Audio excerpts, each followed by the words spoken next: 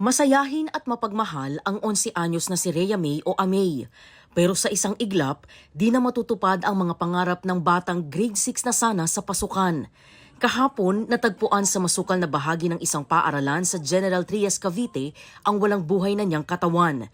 May nakapalupot na baging sa kanyang leeg, may sugat sa mukha at nakalilis ang mga suot. Hindi mahayop yung anak ko eh.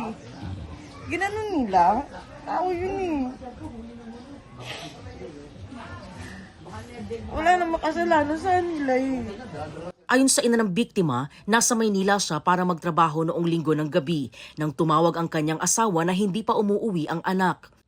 Humingi raw ng pera ang biktima sa ama na nasa pila ng tricycle. Nakauwi na siya ng bahay pero hindi pa umuuwi ang bata. Kinabukasan ng madaling araw, napasugod na pabalik ng Cavite ang ina at nagpatulong sa mga pulis. Pero bago pa man hanapin ng pulis siya, nakita na ang bangkay ng biktima sa paaralang malapit lamang sa kanilang bahay. Kilala umano sa lugar ng biktima ang itinuturing na person of interest. Ayon sa hepe ng pulisya sa lugar, tinutuntunan nila ang sospek na tumakas matapos ang krimen. Sana mahuli na siya, sumuko siya. Kasi wala namang ginawa sa iyo ang anak ko. Mabait. Pero pinapoy mo. Sa Maynila, arestado ang 30 anyos na tricycle driver dahil umano sa pagmumolestya sa 12 anyos na bata. Sa investigasyon ng pulisya, bumibili raw ng fishball ang biktima ng lapitan ng sospek. Sinabihan niya ang bata na sumama sa kanya para puntahan ang lolo na nakakonfine sa ospital ng Tondo. Pagdating nga dito sa isang madilim na bahagi dito sa may Antipolo Street sa may Santa Cruz, Manila, ginawa niya ngayong kaalaya dito sa bata na to.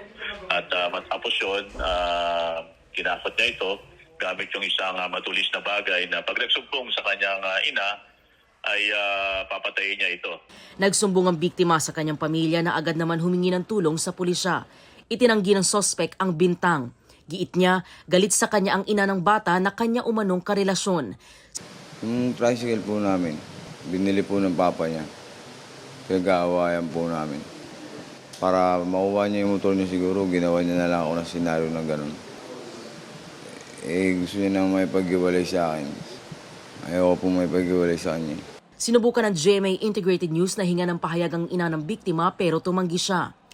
Nasa kustodiya ng pulisya ang sospek na maharap sa patong-patong na reklamo.